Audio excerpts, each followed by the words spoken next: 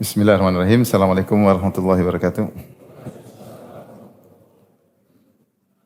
Alhamdulillahi ala ihsani wa syukru lahu ala taufiqi wa amtinani. Asyhadu an la ilaha illallah wahdahu la syarika lahu ta'ziman li sya'ni. Wa asyhadu anna Muhammadan abduhu wa rasuluhu ila ridwani. Allahumma salli alaihi wa ala alihi wa ashabihi wa ikhwani. Kita lanjutkan. Al-Imam At-Tahawi rahimahullah berkata,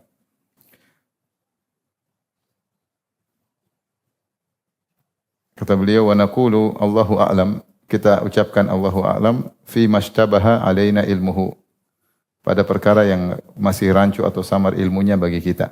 Itu kita mengatakan Allahu a'lam. Ada perkara yang kita ragu, kita bilang Allahu a'lam. Dan ini pernyataan seperti pernyataan sebelumnya, beliau pernah mengatakan, dan kita tahu bahwasanya metode Al-Imam At-Tahawi terkadang beliau mengulang-ulang ya. Kalau beliau anggap perlu, beliau ulangi lagi. Beliau pernah berkata, fa innahu ma salima fi dinihi illa man sallama lillahi azza wa jalla wa li rasulihi wa radda ilma mashtabaha alaihi ila alimihi. Sungguhnya tidaklah selamat agamanya kecuali seorang yang menyerahkan diri kepada Allah dan Rasulnya dan mengembalikan ilmu yang dia tidak tahu kepada yang tahu. Ya, kepada yang tidak tahu kepada yang tahu. Ini mirip dengan seperti sekarang. Bedanya kalau kita tidak tahu, kita bisa tunjukkan kepada orang lebih tahu. Kita bilang coba tanyakan si fulan, dia tidak tahu. Atau kita mengatakan Allahu a'lam. Allahu a'lam. Maka jika pada yang rancu saja, yang masih samar, kita katakan Allahu a'lam, apalagi pada perkara yang benar-benar kita tidak tahu. Apalagi pada perkara yang benar kita tidak tahu. Yang masih kita tahu dikit-dikit, masih samar, masih tidak jelas, ucapkanlah Allahu a'lam. Apalagi yang benar-benar kita tidak tahu. Kemudian jika dalam masalah fikih saja kita berkata Allahu a'lam, apalagi dalam masalah akidah. Kalau dalam masalah fikih kita bilang Allahu a'lam, apalagi dalam masalah akidah ya, dalam masalah akidah. Untuk masalah syariat kita boleh bilang Allahu wa rasuluhu a'lam. Kalau perkara dunia enggak, jangan kita bilang wa rasuluhu a'lam. Karena Rasulullah mengatakan antum a'lamu bi umuri dunyakum. Kalian lebih tahu tentang urusan dunia kalian daripada aku. Tapi kalau urusan agama kita boleh bilang Allahu wa rasuluhu a'lam, atau kita bilang Allahu a'lam ya. Maka dalam masalah fikih kita ucapkan Allahu a'lam kalau enggak tahu, apalagi masalah akidah. Perhatikan statement Allahu a'lam menunjukkan beberapa perkara. Yang pertama bahwasanya pengakuan bahwa Allah mengetahui segalanya. Allah mengetahui segalanya. Kita ditanya apapun kita boleh bilang apa? Allahu a'lam. Perkara dunia, perkara apapun kita boleh bilang Allahu a'lam, karena Allah bikulli syai'in alim. Dan ilmu Allah adalah ilmu yang detail, tidak seperti pernyataan orang-orang para filsuf yang mengatakan Allah mengetahui makhluknya dengan ilmu kulli, bukan ilmu al-juz'i. Ini sudah kita bahas dalam masalah ilmu Allah Subhanahu wa taala. Allah mengetahui secara detail. Maka kita boleh mengatakan Allahu a'lam dalam segala perkara. Dan ini menunjukkan pengakuan bahwasanya Allah mengetahui segalanya. Wa huwa alimun bi dzati sudur, Allah tahu isi hati manusia. Allah mengetahui ma tasqutu min waraqatin illa ya'lamuha, tidak ada satu daun pun yang jatuh, yang sedang jatuh kecuali Allah tahu. Seluruh makhluk Allah tahu. Ala ya'lamu man khalaq. Bukankah yang menciptakan tahu tentang apa yang diciptakan? Karena kita semua adalah ciptaan Allah, maka Allah tahu semua tentang kita. Tentang kita, bagaimana prosesnya, apa yang terjadi pada kita, masa depan kita, Allah tahu. Kemudian yang kedua, ketika seorang mengucapkan Allahu a'lam, menunjukkan pengucapnya mengakui kelemahannya. Dia berlepas diri dari kesombongan. Banyak orang tidak mau mengucapkan Allahu a'lam karena merasa dirinya dijatuhkan kalau bilang Allahu a'lam. Dia ada keangkuhan di situ. Maka ilmu juga ada tughyan. Sebagaimana harta bisa membuat orang melampaui batas, ilmu juga bisa bikin orang melampaui batas sehingga tidak mau direndahkan. Dia menyangka kalau mengatakan Allahu a'lam, maka dia rendah atau jatuh ya. Maka dengan memberanikan diri mengatakan Allahu a'lam, itu mengakui kekurangan, mengakui bahwasanya kita tidak punya ilmu kecuali yang Allah ajarkan. Ilmu yang sudah ajarkan juga pun kita sering lupa. Kalau kita enggak tahu, bilang aja Allahu a'lam. Sebagian orang menutupi kekurangannya dengan mengatakan hadza yahtaju ila murajaah. Ini perlu untuk dibaca ulang. Padahal dia belum baca sama sekali. Kecuali kalau sudah pernah baca, dia bilang saya lupa. Saya pernah baca tapi saya tahu tempatnya, saya harus baca ulang. Itu oke. Tapi kalau bilang ini perlu dibaca ulang padahal dia belum baca, bilang aja Allahu a'lam. Allahu a'lam. Ya. Kemudian ini menunjukkan beradab di hadapan Allah bahwa ia tidak dibebani oleh Allah berbicara agama yang ia tidak tahu. Dan ini dalilnya terlalu banyak. Allah berfirman, "Wala taqfu ma laisa laka bi'ilm." Jangan kau ikuti apa yang kau tidak punya ilmu tentangnya. Inna sam'a wal basar wal fuad kullu ulaika kana anhu mas'ula. Karena penglihatan, pendengaran, hati akan diminta pertanggungjawaban dalam surat Al-Isra. Allah juga berfirman, "Wa ma ana minal mutakallifin" dalam surat Shad. Dan aku tidaklah termasuk orang-orang yang mengada-ngada. Itu diantaranya berbicara tanpa ada wahyu dari Allah Subhanahu wa taala. Tidak tahu. Nabi beradab di hadapan Allah. Jadi menunjukkan adab di hadapan Allah pada perkara yang tidak kita tahu. Kita bilang Allahu a'lam. Demikian juga mengajarkan adab kepada audiens. Bahwasanya mereka tahu bahwasanya ilmu itu adalah berat. Karena Imam Malik rahimahullah ditanya berulang-ulang. Ada yang tanya 40 pertanyaan, Imam Malik cuma jawab 3. Ada yang tanya 20, dia cuma mungkin jawab 1 atau 2. Sampai ada orang datang dari jauh, dia bilang, "Ya Imam Malik, saya datang dari jauh bersafar." Saya bertanya.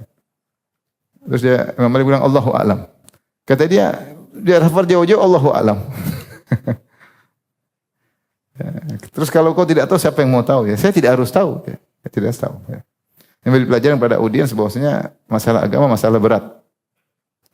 Sampai ada yang mengatakan, "Ya Imam Malik, ini perkara ringan." Kata Imam Malik, tidak ada perkara agama yang ringan.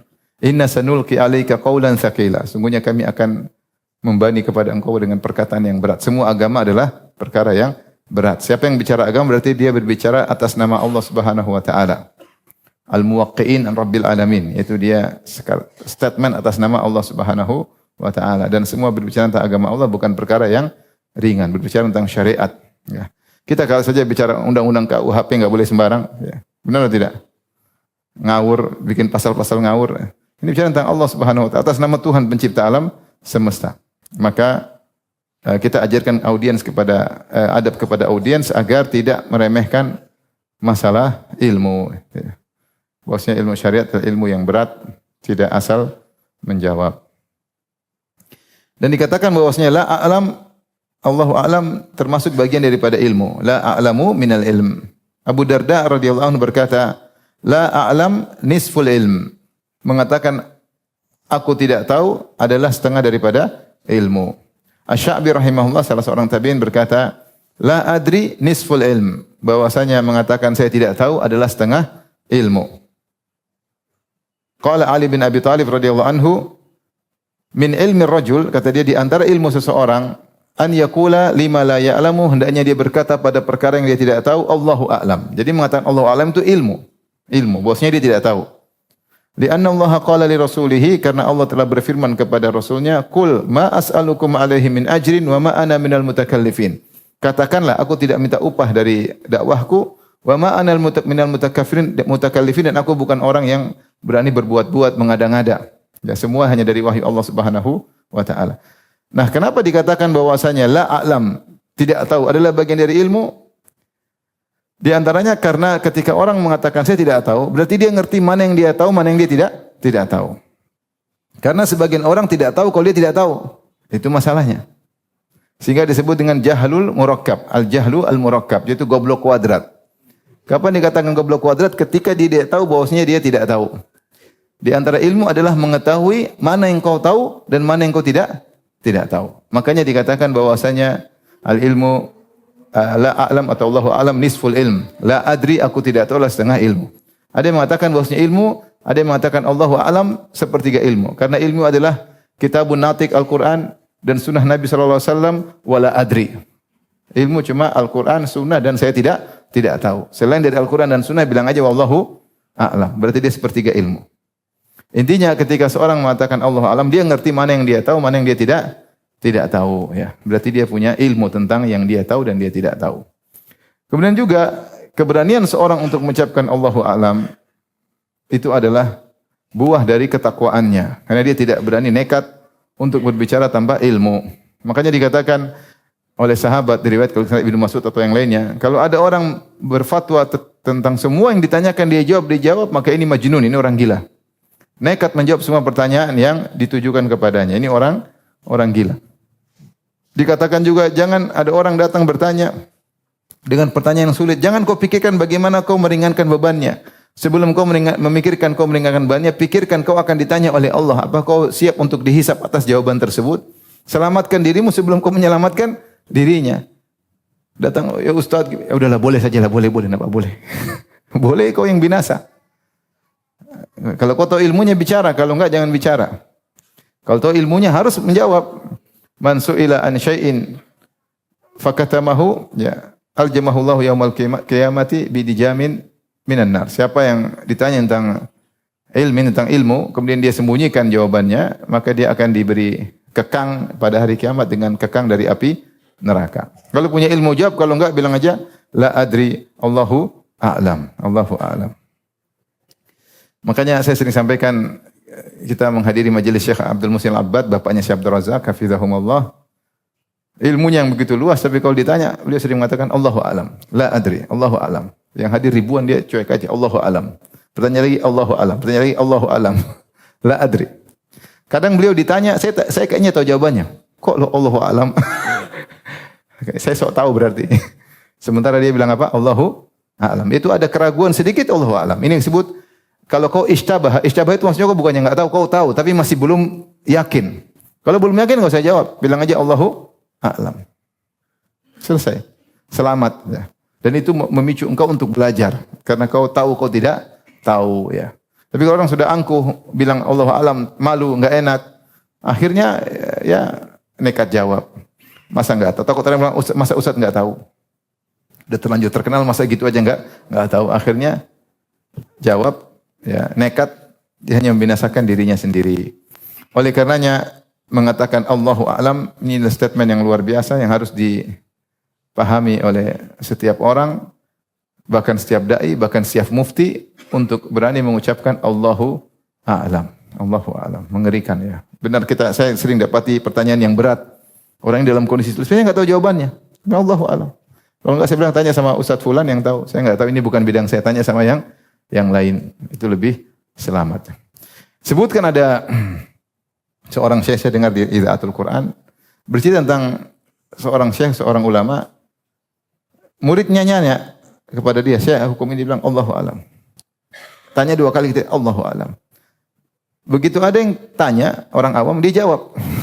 Mereka begini, syekh kita yang tanya bilang Allahu a'lam. Orang awam tanya, dia jawab ya. Ini syekh mengajari mereka untuk biasa mengucapkan apa? Allahu a'lam. Tentu jawaban kepada penuntut ilmu tidak sama jawaban kepada orang awam. Kebutuhan mereka tidak sama dengan kebutuhan orang awam. Tetapi mereka terbiasa mendengar jawaban guru mereka dengan apa? Allahu a'lam. Itu adalah setengah dari ilmu. Baik. Kita lanjutkan. Maka perkara yang kita masih samar kita bilang Allah a'lam, apalagi yang kita tidak tahu sama sekali. Tapi permasalahan ya. Allah menyatakan bahwasanya berbicara tentang agama tanpa ilmu adalah mengikuti hawa nafsu. Allah berfirman dalam surat Al-Qasas, "Wa man adallu mimman ittaba'a hawahu bighairi hudan minallah." Dan siapa yang lebih sesat dari orang yang mengikuti hawa nafsunya tanpa petunjuk dari Allah. Jadi mengikuti petunjuk selain petunjuk Allah adalah dianggap ittaba hawahu, mengikuti hawa nafsu. Ya. Nekat. Ya. Tanpa ilmu berarti hawa nafsu. Allah juga berfirman, "Wa minan nasi may yujadilu fillahi bighairi ilmi wa yattabi'u kulla syaitanin marid." Dan di antara manusia ada yang berjidal terkait dengan Allah, berdebat terkait dengan Allah bighairi ilm, tanpa ilmu. Dia mengikuti syaitan yang pembangkang. Ya, jadi mengikuti syaitan yang pembangkang. Jadi dianggap mengikuti syaitan. Seorang nekat berbicara tentang Allah tanpa ilmu dianggap mengikuti apa? Syaitan. Dianggap mengikuti hawa nafsu, dianggap mengikuti syaitan. Allah juga berfirman surat Al-A'raf, "Qul innama harrama rabbiyal fawahisha ma dhahara minhu wa batan wal itsma wal baghya bighairil haqqi wa an tusyriku billahi ma lam yunazil bi sultana wa an taqulu 'ala Allahi ma la ta'lamun." Katakanlah bahwasanya Rabbku hanya mengharamkan perbuatan-perbuatan keji yang nampak maupun yang tersembunyi. Wal itsma wal baghya, Allah mengharamkan dosa dan berbuat zalim tanpa hak. Kemudian Allah mengharamkan kesyirikan. Kemudian kata Allah, wa an taqulu 'ala Allahi ma la ta'lamun, dan Allah mengharamkan atas kalian mengucapkan tentang Allah yang kalian tidak mengetahui. Apalagi tentang Allah, tentang sifat Allah, tentang zat Allah, tentang syariat Allah, tentang hukum-hukum Allah, maka jangan bicara tanpa ilmu. Ya, orang bicara tentang Allah tanpa ilmu, iftara 'ala Allah, telah berdosa atas nama Allah Subhanahu wa taala.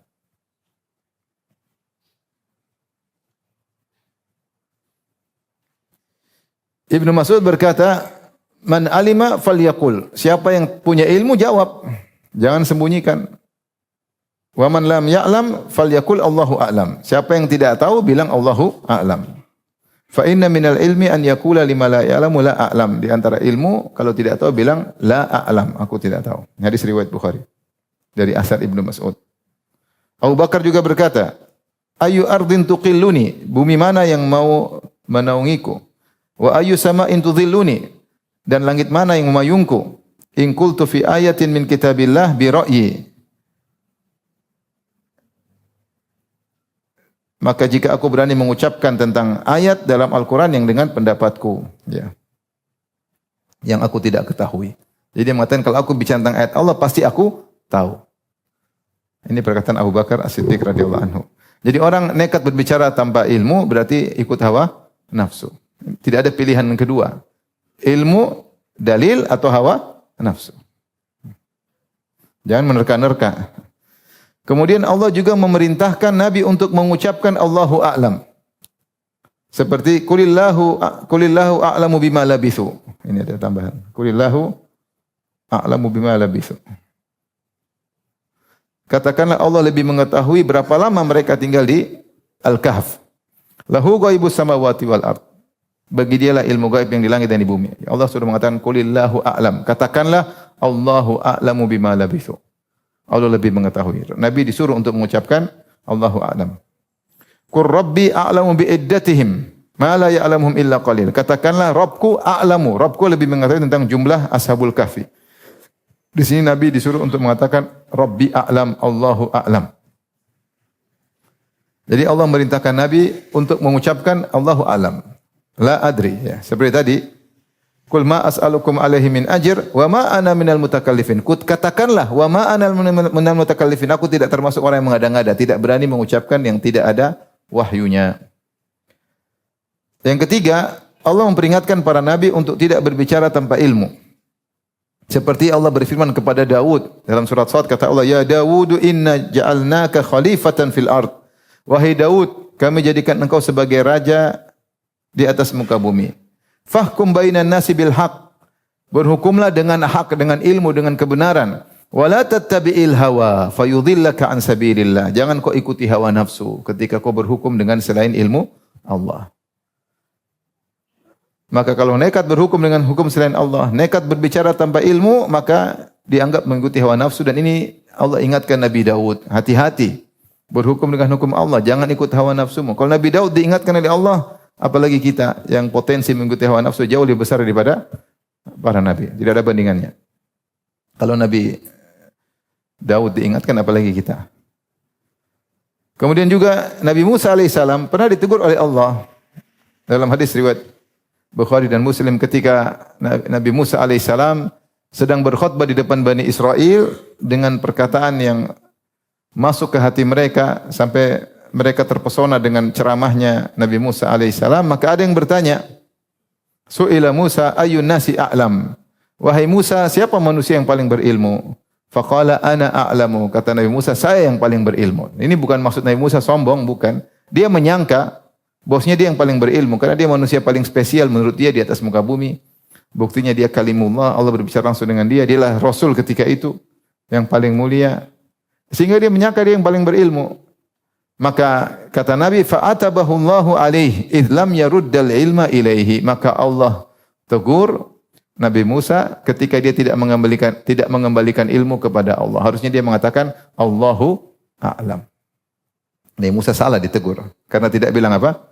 Allahu a'lam. Akhirnya Allah kabarkan ada yang punya ilmu kau tidak tahu, yaitu Nabi Khadir. Maka kemudian Nabi Musa pun semangat untuk mencari Nabi Khadir, untuk menuntut ilmu kepada Nabi Khadir. Ketika bertemu, Nabi Musa berkata atau Khadir berkata, "Ya Musa, innaka ala ilmin 'allamaka Allah la a'lamuhu ana wa ana ala ilmin 'allamani Allah la ta'lamuhu anta." Wahai Musa, kau di atas ilmu yang Allah ajarkan kepadamu dan aku tidak tahu, dan aku di atas ilmu yang Allah ajarkan aku dan engkau tidak tahu.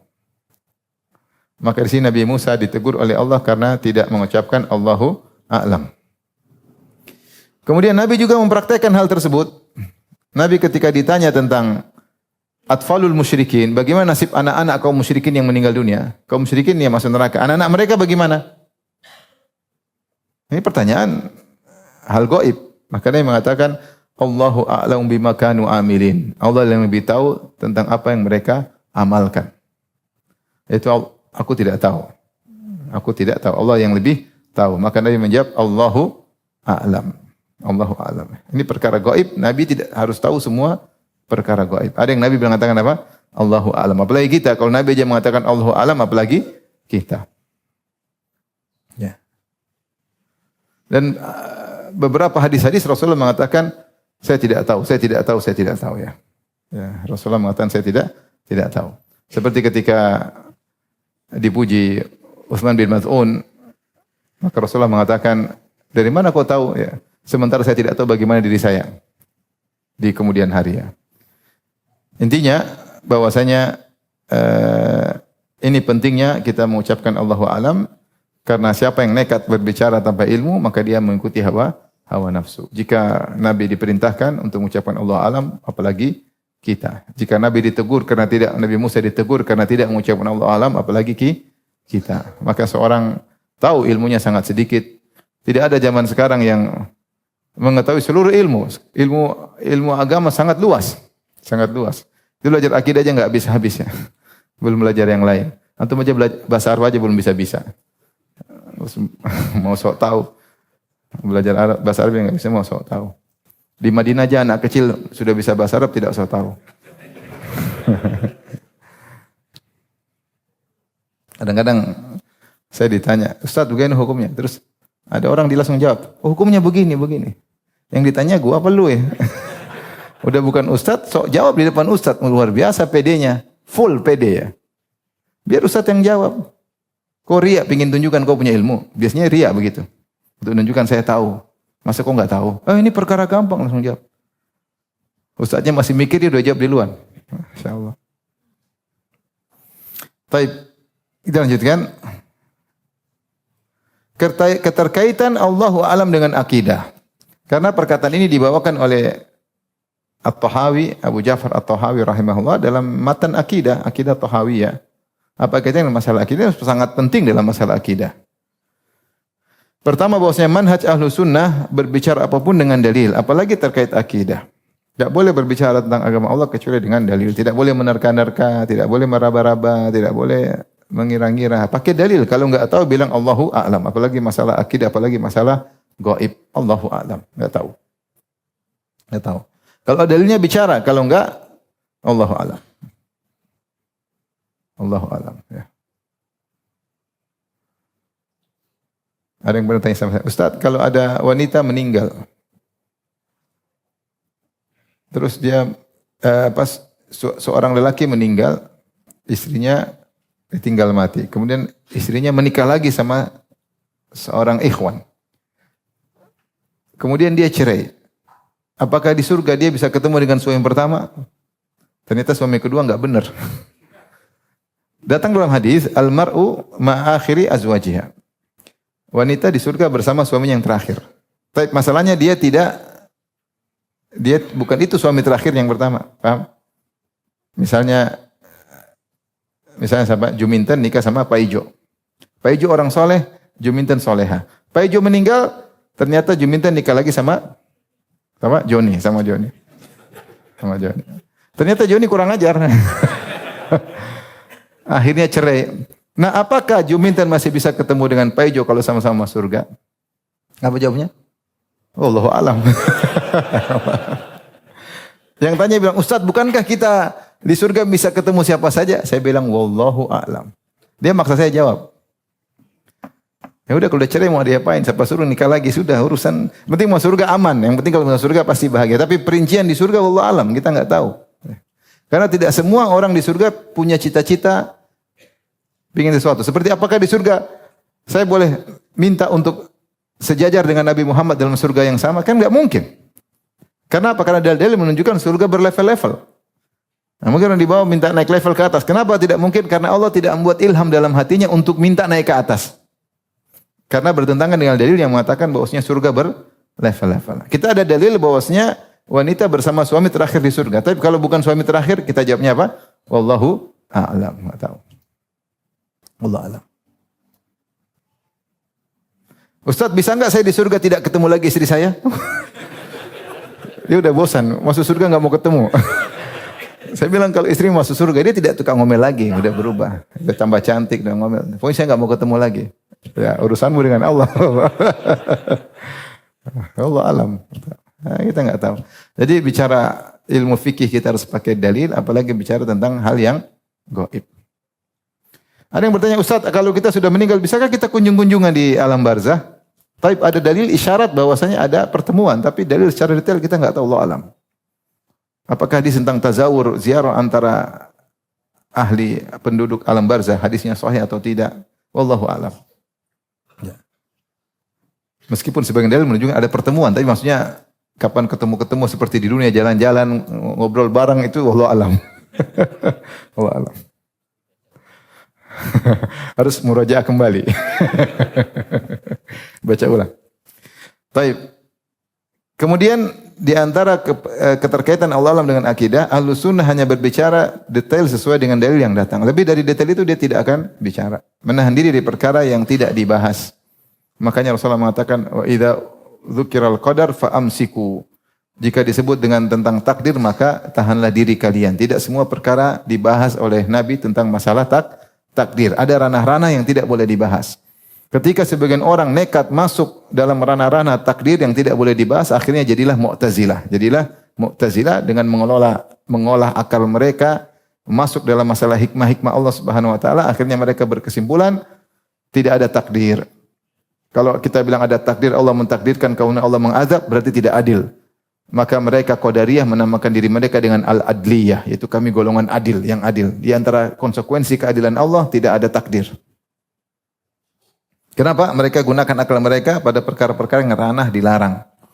Maka Rasulullah mengatakan, idza dzukiral qadar fa'amsiku. Jika disebut tentang takdir, hati-hati tahan diri. Ada ranah-ranah akidah yang tidak ada dalilnya, maka tidak boleh kita berbicara di luar dari ranah akal atau ranah dalil. Kemudian di antaranya Ahlus Sunnah mendahulukan dalil daripada akal karena akal terbatas. Ya. Kita tunduk kepada dalil. Sehingga ketika dalil sudah menunjukkan, ya kita itu ilmu. Jangan kita tolak dengan akal. Karena kalau kita menjadikan akal menjadi patokan, akal yang mana? Akal mana? Mau akal falasifah atau akal ahlil kalam? Akal Mu'tazilah? Ya, akal siapa yang mau dipakai? Kalau akal Asy'ariyah yang mana? Ada Asy'ariyah Jahmiyah, ada Asy'ariyah Mutafalsifah, ada Asy'ariyah Kullabiyah, Asy'ariyah yang mana? Baik. Misalnya contoh membahas UFO. UFO ada tidak Ustaz? Wallahu alam. Adakah dalil Allah membahas? Enggak ada. Sudah bilang aja Allahu a'lam. Tidak dinafikan dan tidak ditetapkan. Tidak dinafikan, tidak ditetapkan. Mungkin ada, mungkin enggak ada. Kita enggak bisa bahas. Kita bilang Allahu a'lam. Ya, ini perkara gaib. Kalau nanti tiba-tiba nyata, mereka datang menyerang, ya baru kita bilang ada tuh, lihat sendiri tuh. Selama tidak muncul, kita bilang wallahu a'lam. Apakah tidak ada? Allah tidak membahas, Allah tidak mengadakan, dan Allah tidak menyatakan tiada. Tidak ada dalil yang real, yang konkret menunjukkan akan hal tersebut. Yang Allah sebutkan makhluk diantaranya jin, malaikat, manusia, hewan-hewan, tumbuhan. Lebih daripada itu, wallahu a'lam. Sama, tidak membahas proses penciptaan alam lebih daripada yang disinggung. Dalil-dalil. Kalau hipotesa boleh-boleh saja. Hipotesa. Tapi kalau pasti begini, kita enggak tahu. Hanya sekedar yang Allah sampaikan dalam Al-Quran. Allah mengatakan, ma ashhadtuhum khalqas samawati wal ardi wala khalqa anfusihim, wa ma kuntu muttakhidhal mudhillina aduda. Aku tidak pernah membuat mereka menyaksikan bagaimana proses penciptaan langit dan bumi. Enggak ada yang tahu. Waktu Allah ciptakan langit dan bumi dalam waktu 6 hari, prosesnya bagaimana? Allah cuma kabarkan sebagian prosesnya. Tapi kita enggak pernah lihat, makanya enggak tahu detailnya seperti apa. Orang hanya menduga-duga. Tapi kita bilang wallahu a'lam. Ini sudah tadi disinggung. Tidak membahas tentang rahasia Allah terkait takdir. Maka inilah pentingnya Allahu a'lam dalam ilmu akidah. Kita tidak boleh membahas lebih dari dalil. Di luar daripada dalil kita bilang Allahu a'lam. Allahu a'lam. Baik, kita lanjutkan.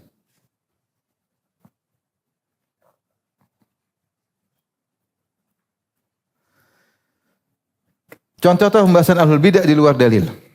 Kalau kita lihat contoh-contoh tentang bagaimana akal daripada ahlul bidah yang liar, mereka masuk pada ranah-ranah tanpa dalil, mereka berbicara tanpa dalil. Kalau kita bicara misalnya filsuf Yunani itu bukan ahlul bidah, mereka orang kafir. Orang kafir. Filsuf Yunani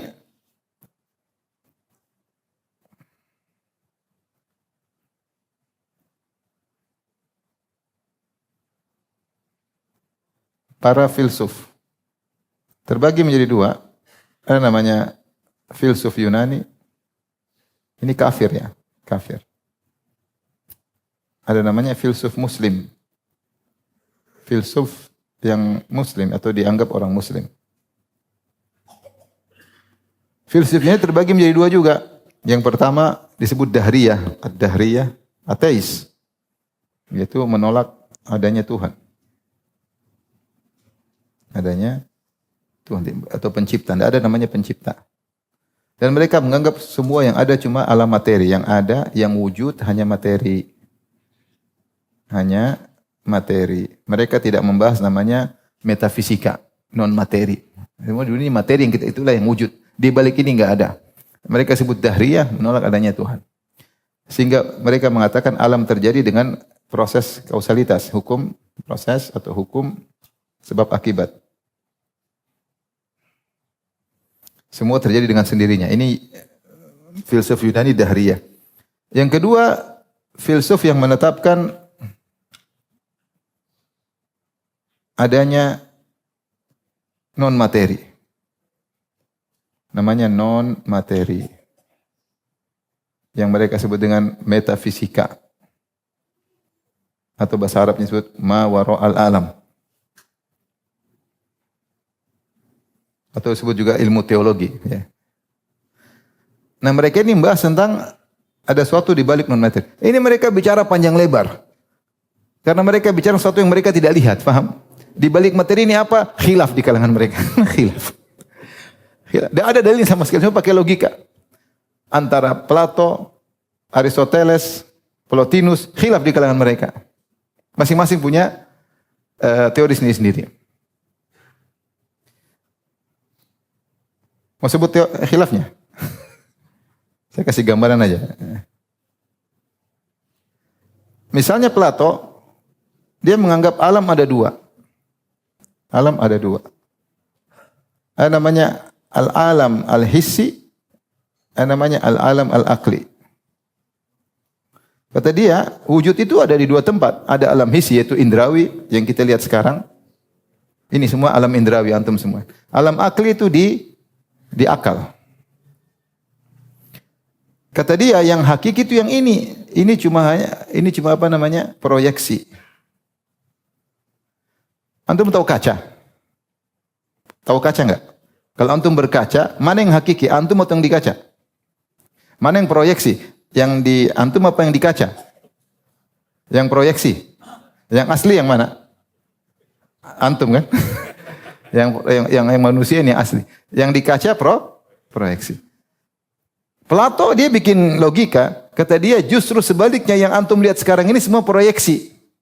Aslinya kita semua ini ada di alam akal. Bahlul atau tidak? Itu bahlul. Mana alam akal asli? Enggak ada. Dan kita sudah panjang lebar, kita bicara pusing nanti. Intinya kita ini semua proyeksi dari alam yang ada di alam akal. Yang di alam akal itu yang disebut dengan non materi. Perkara-perkara kuliat, kategori-kategori. Ini pembahasan terlalu dalam, tapi intinya dia bicara tentang sesuatu yang gaib tanpa dalil. Karena dia enggak percaya Al-Quran dan Sunnah. Coba dia ngaji Sunnah, mungkin dia Plato. Ini contoh saja, maksudnya ketika bicara non materi, nanti ketika mereka bicara non materi, akhirnya bicara mereka tentang Tuhan. Akhirnya mereka bicara tentang apa? Tuhan. Asalnya dari non materi, tapi Tuhan tersebut tidak boleh mencipta. Mereka punya kaedah Tuhan tidak boleh mencipta. Kalau Tuhan mencipta berarti Tuhan tidak sempurna. Bagaimana itu pembahasan panjang lebar, saya tidak ingin bahas sekarang. Contohnya Aristoteles.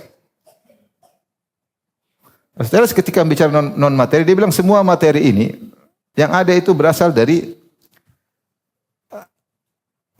potensi. Kata dia seperti mimbar kayu. Mimbar kayu itu, tahu mimbar kayu? Mana sini? Ini mimbar kayu. Terdiri atas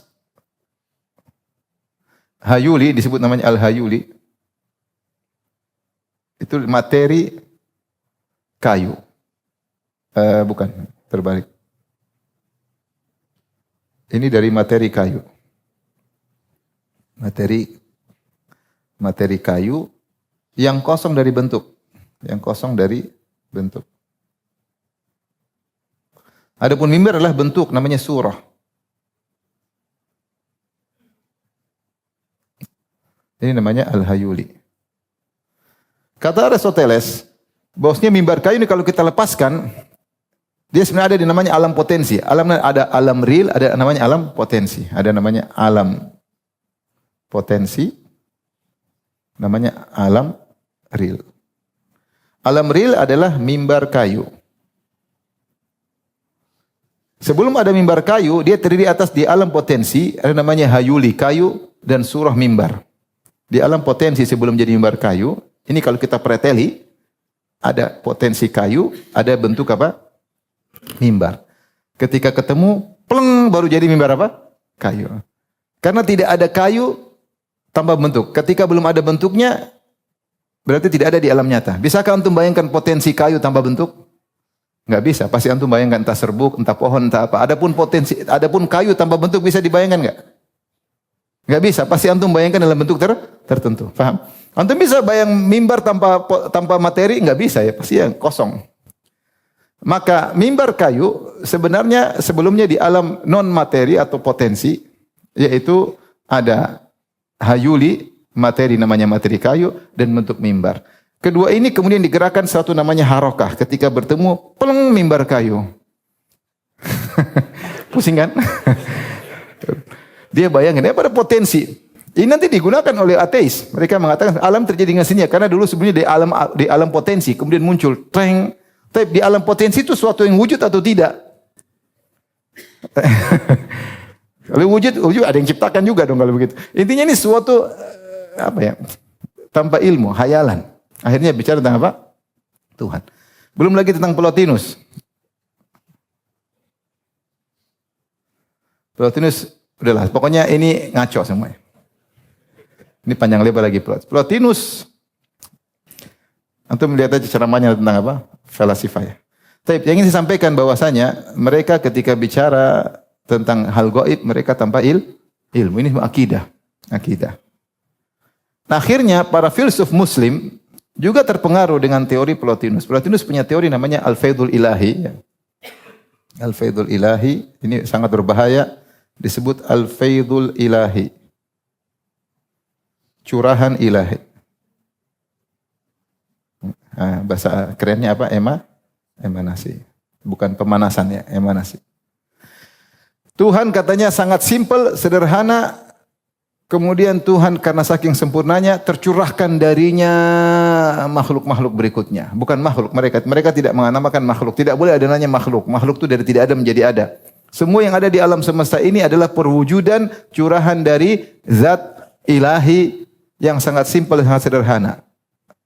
Bagaimana? Enggak bisa dibayangkan, karena ini ngawur. Kemudian dia berbicara tentang proses terjadinya alam semesta. Alam semesta itu pertama begini, kemudian akal tersebut memikirkan, maka muncul begini, macam muncul begini. Subhanallah, dari mana dia berpikir seperti itu? Dia bilang itulah proses alam. Jadi tidak namanya mencipta, tidak ada mencipta. Karena Tuhan tidak boleh mencipta. Kalau Tuhan mencipta berarti Tuhan masih mikir dulu, Tuhan masih begini, maka Tuhan tidak boleh mencipta.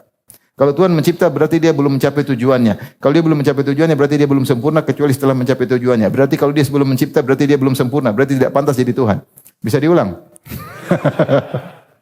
Udah, anak takut antum kena syubhat. Jadi saya sampaikan cepat aja. Intinya dia bilang Tuhan tidak boleh mencipta. Ini hanya pertarungan akal saja. Akhirnya Plotinus itu diambil pendapatnya oleh filsuf muslim. Diambil oleh Farabi dan Ibnu Sina. Farabi Ibnu Sina, bagaimana cara mereka bicara tentang terjadinya alam semesta? Mereka mengatakan sebab awal yaitu Tuhan, sama. Tidak boleh mencipta, sama dengan Plotinus. Makanya Ibnu Sina dan Farabi mengatakan alam itu qadim, bersama dengan qadimnya azali bersama azalinya Tuhan. Karena Tuhan tidak boleh mencipta. Kalau Tuhan mencipta tadi tidak sempurna. Terus bagaimana? Farabi dan Ibnu Sina dalam bukunya, saya nukil dalam Syarah Aqidah Wasithiyah. Dia mengatakan pertama akal awal. Segala sumber sebab Allah al-aql al-awwal. Al-aql awal ini berfikir akhirnya muncul di derajat kedua. Akal awal itu derajat pertama. Kemudian muncul di derajat kedua namanya al-uqul al-asyarah. Ada akal 1, akal 2, akal 3, akal 4 sampai akal 10. Akal ini ketika akal awal berfikir muncullah akal pertama dari silsilah 10 akal. Ketika muncul akal pertama ini akal kedua, ulang ya. Ini akal nol lah, akal nol gampang lah. Jangan bilang. Mereka bilang akal awal. Akal awal mikir muncul akal kedua. Tapi derajat akal kedua itu di derajat kedua. Maka disebut dengan sawani. Dan di derajat kedua ini ada 10 akal. Berarti ada nomor 2 sampai nomor berapa? 11. Paham? Benar enggak matematikanya? Benar. Tapi begitu dia mikir dirinya sendiri, muncul akal kedua. Akal kedua ketika muncul, maka bersertalah planet Merkurius misalnya. Kemudian akal kedua ini mikir dirinya dan mikir akal pertama. Maka muncullah akal ketiga. Ketika akal ketiga muncul, disertai dengan planet Venus. Ini dari mana coba? Ngaco. Secara ilmiah juga enggak benar. Ini dari mana? Kata Allah, ma asyatuhum khalqas samawati wal ard. Kami tidak buat pernah mereka melihat bagaimana pencipta langit dan dari mana mereka. Kemudian sampai akal ke-9. Akal ke-10 kalau enggak salah bulan kalau enggak salah. Karena mereka planet ada 9 plus bulan. Mereka enggak tahu planet lebih daripada 9. Sehingga mereka mengatakan akal paling terakhir nomor 10 kalau enggak salah. 10 atau nomor 11 maksudnya akal yang ke-10 itulah rembulan. Ketika rembulan selesai, maka tidak muncul benda langit lainnya. Maka kemudian muncul ke derajat ketiga. Derajat ketiga namanya akal faal, akal aktif. Akal aktif inilah yang kemudian mengatur alam semesta. Ini dari mana? Siapa yang menghayal akal 1, akal 2, akal 3, akal bulus? Enggak ada yang tahu. Makanya kalau kita ini gedabrus semua. Bicara tentang hal gaib tanpa ilmu. Kemudian membangun akidah di atas hal gaib tersebut. Sehingga mengatakan akal awal yaitu Tuhan tidak boleh mencipta. Kalau gitu alam semesta azali bersama Tuhan. Makanya dia dikafirkan oleh Al-Ghazali. Karena seluruh filsuf mengatakan alam harus azali. Karena Tuhan tidak boleh mencipta. Kenapa Tuhan tidak boleh mencipta? Kalau Tuhan mencipta berarti Tuhan sebelum mencipta dia belum sempurna. Sehingga dia butuh ciptaan.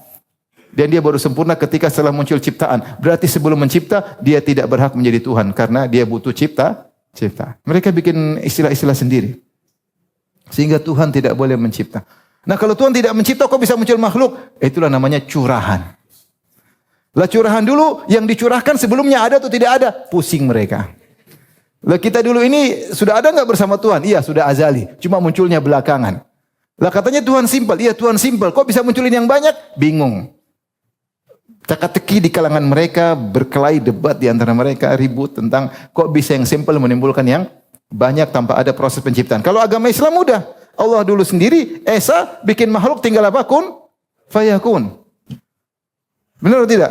Masih orang Islam antum? Anak khawatir antum baca buku Ibnu Sina antum, oh iya benar juga ya Tuhan ternyata kita. Akhirnya wahdatul wujud. Wahdatul wujud itu gara-gara itu menyangka kita ini adalah curahan dari alam, dari Allah, dari Tuhan.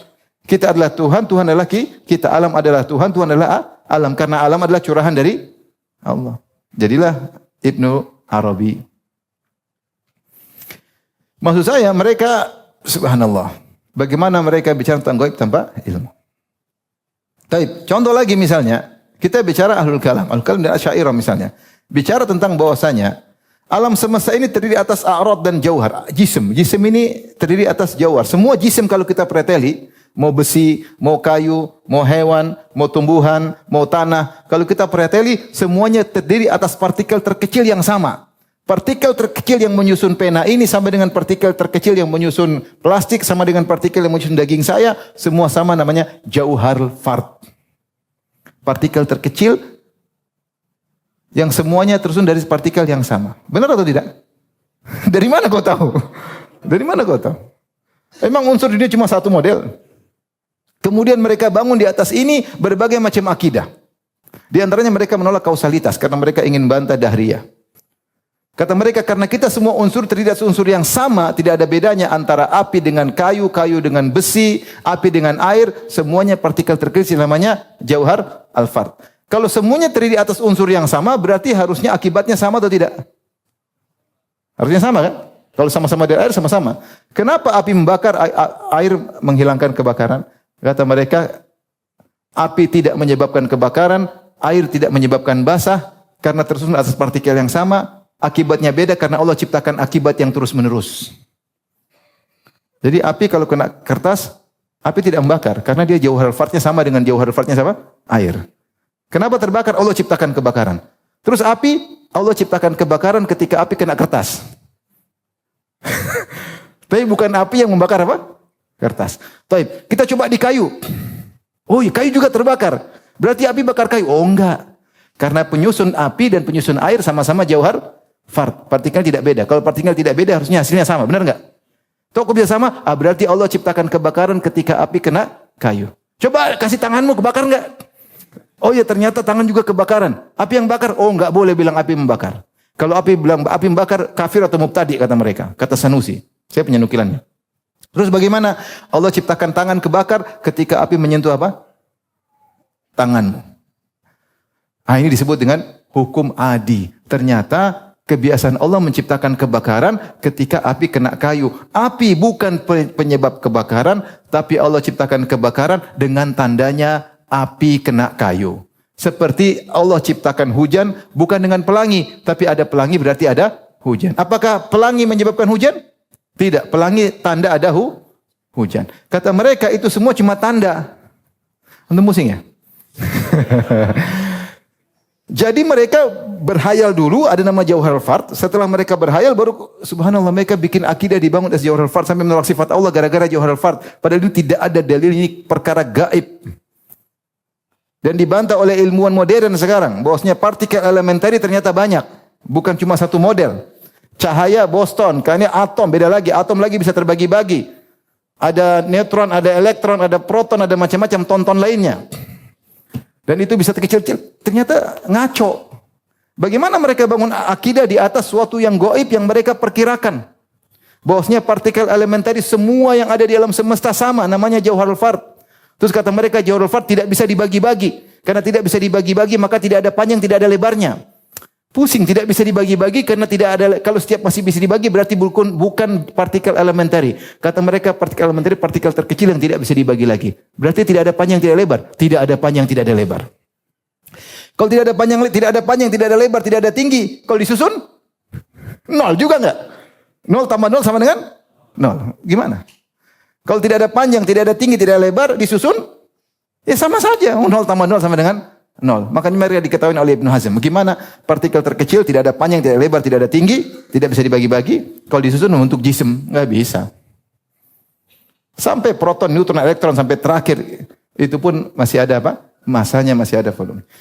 Intinya maksud saya mereka bicara dengan akal mereka tentang yang gaib, kemudian membangun akidah mereka di atas perkara yang gaib. Makanya sebagian mereka Al-Juwaini mengatakan siapa yang menolak Jauhar al-Fard dia telah membongkar agamanya karena agama dibangun di atas Jauhar al-Fard. Antum kenapa Jauhar al-Fard? Tahu Jauhar al-Fard? Baru dengar sekarang? Islam antum dipertanyakan. Ini nyata dalam buku mereka. Saya nukil semua dalam buku saya, Syarah Aqidah Wasithiyah. Tapi kita lanjutkan, yang lebih bahaya, ahlul bid'ah nekat protes kabar gaib, terus bikin ide gaib sendiri yang sesuai dengan akal mereka. Jadi ada kabar gaib dari Allah, mereka tolak, mereka bikin gaib sendiri versi mereka. Seperti ketika Allah mengatakan Allah di atas arsy. Enggak masuk akal. Terus gimana? Oh berarti begini-begini. Allah tidak di atas, tidak di bawah, tidak bersatu dengan makhluk, tidak di luar makhluk. Tidak terpisah dengan makhluk, tidak bercampur dengan makhluk. Subhanallah. Allah bilang Allah di atas arsy. Mereka tolak, kata mereka enggak masuk akal. Allah di atas arsy gaib atau tidak? Gaib. Allah kabarkan bahwasanya Allah Ar-Rahmanu 'alal arsy apa? Tawa. Akal kita enggak sampai, kita enggak tahu bagaimana cara Allah beristiwa. Tapi kita tahu Allah mengatakan Allah di atas langit, Allah di atas arsy. Ini gaib. Gaib atau bukan? Gaib. Kita enggak lihat arsy, kita enggak lihat Allah. Gaib. Mereka bilang enggak. Enggak bisa. Terus gimana? Allah tidak di atas, tidak di bawah. Allah bersatu dengan makhluk enggak? Tidak bersatu, tidak di luar. Berarti zat Allah tidak ada dong. Saya tanya sama antum sekarang. Tanya sama mereka. Dulu Allah sendirian enggak? Dulu Allah sendiri sebelum ada makhluk, Allah sendirian enggak? Allah berzat enggak? Zat nyata atau hayalan? Zat nyata. Sepakat Allah zat nyata? Taib. Setelah itu Allah ciptakan zat makhluk. Taib. Allah ciptakan zat makhluk di luar zat Allah enggak?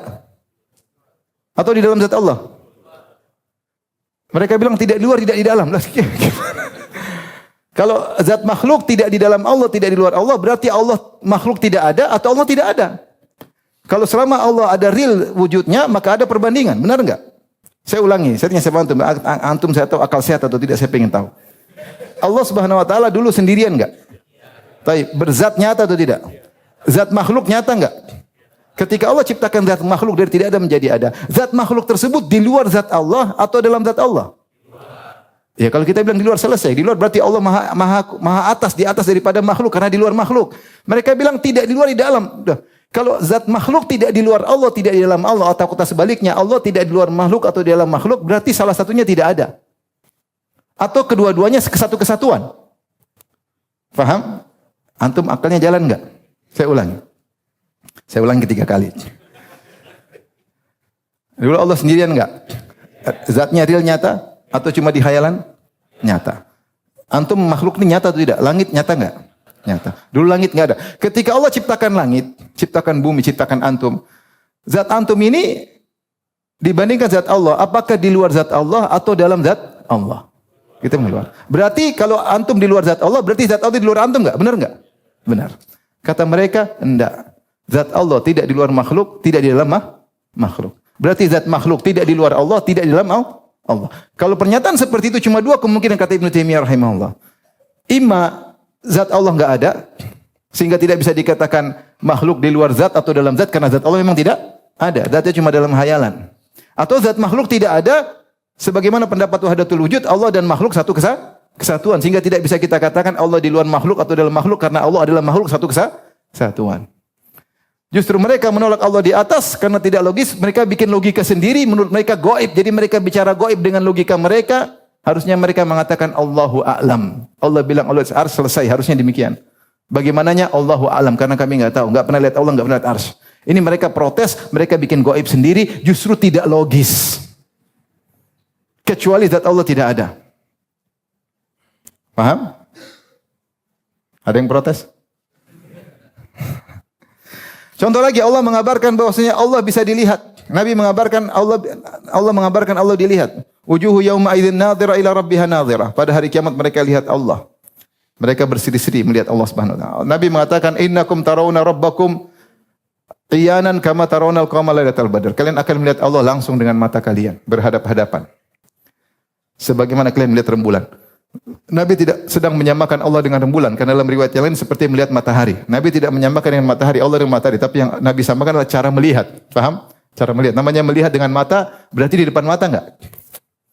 Taib Ahlus Sunnah menetapkan karena Allah di atas, tinggal melihat ke atas. Makanya Rasulullah mengatakan la tudamuna fi ru'yati. Kalian tidak perlu berdesak-desakan. Beda kalau fokus di depan mungkin.